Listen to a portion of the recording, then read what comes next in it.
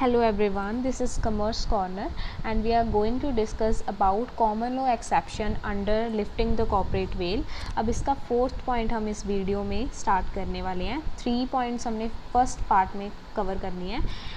Fourth है where the company is acting as an agent of the shareholder. अब यहाँ पे जो है कंपनी जो है शेयर होल्डर के अंडर काम कर रही है एज एन एजेंट। अब इसको एग्जाम्पल से समझते हैं। यहाँ पे एक इंग्लिश कंपनी फॉर्म हुई है जो कैसे फॉर्म हुई है 100 शेयर्स से।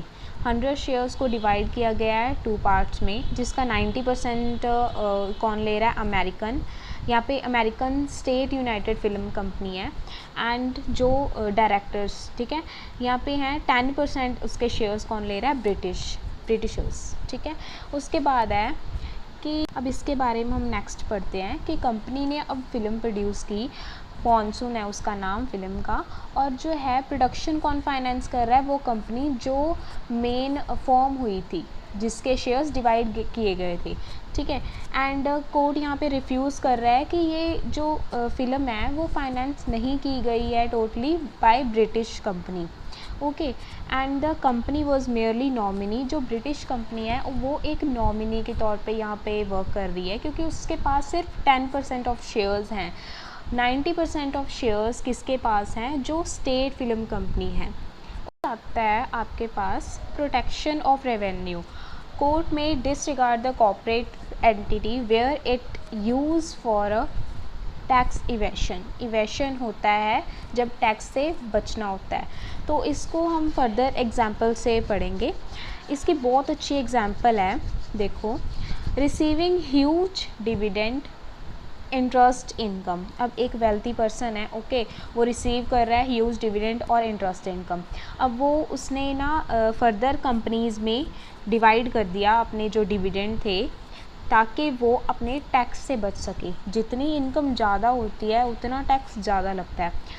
जैसे बहुत बड़े बड़े बिज़नेस होते हैं उसमें बहुत सारे टैक्सेस देने पड़ते हैं।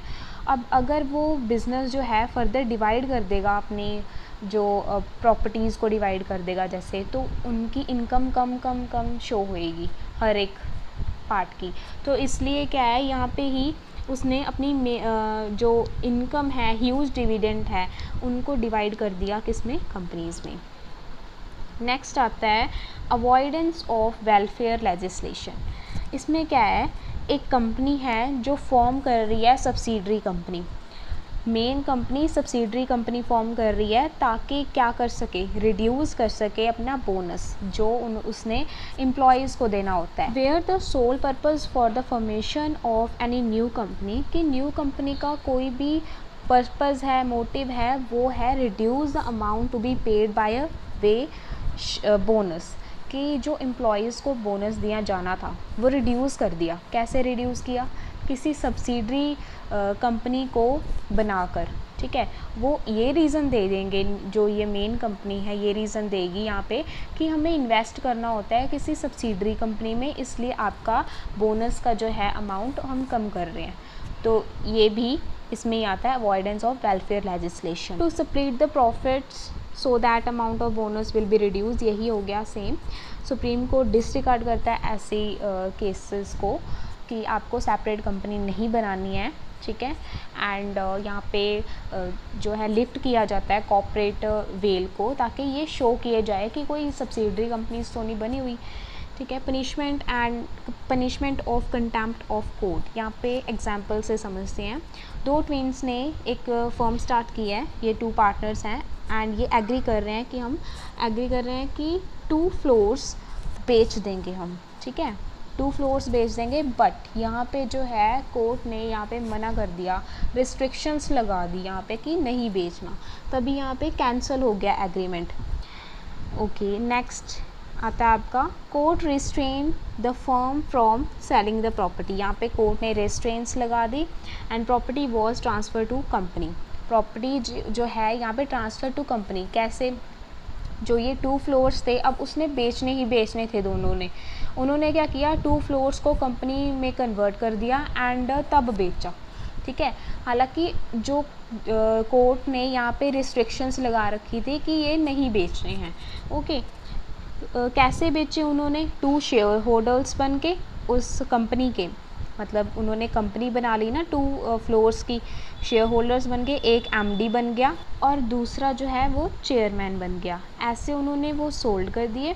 But in spite the restrain order of the high court, but it was held that once the corporate veil is lifted, मतलब एक बार वो कॉर्पोरेट वेल लिफ्ट हो जाएगा तो वहाँ पे शो हो जाएगा कि वो दोनों पर्सनस ही डिफ़ॉल्ट कर रहे हैं, वहाँ पे कंपनी डिफ़ॉल्ट नहीं कर रही है। ओके, यहाँ पे ये शो किया गया है।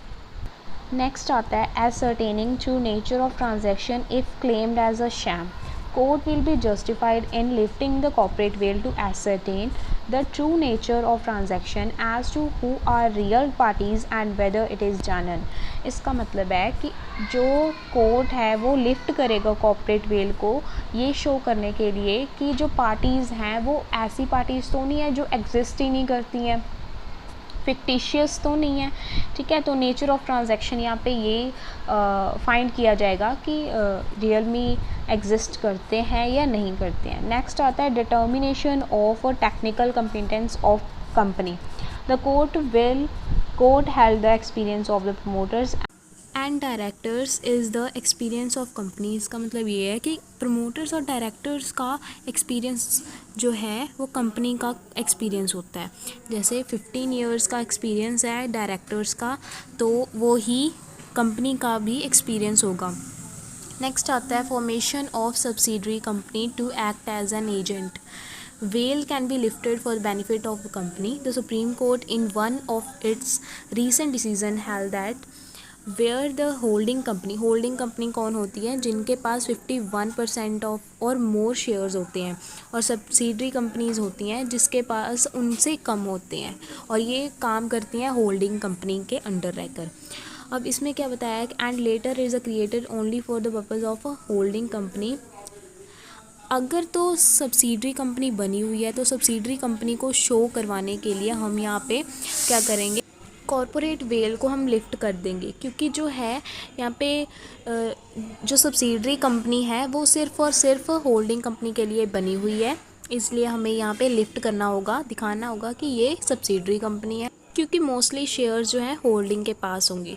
सो ये रिलेशन आता है होल्डिंग और सब्सिडरी का, जहाँ पे आप कॉर्पोरेट वेल को लिफ्ट कर सकते हो और एजेंट दिखा सकते हो subsidiary company. So thank you so much for watching. Share, like and comment also, subscribe भी कर देना जल्दी जल्दी।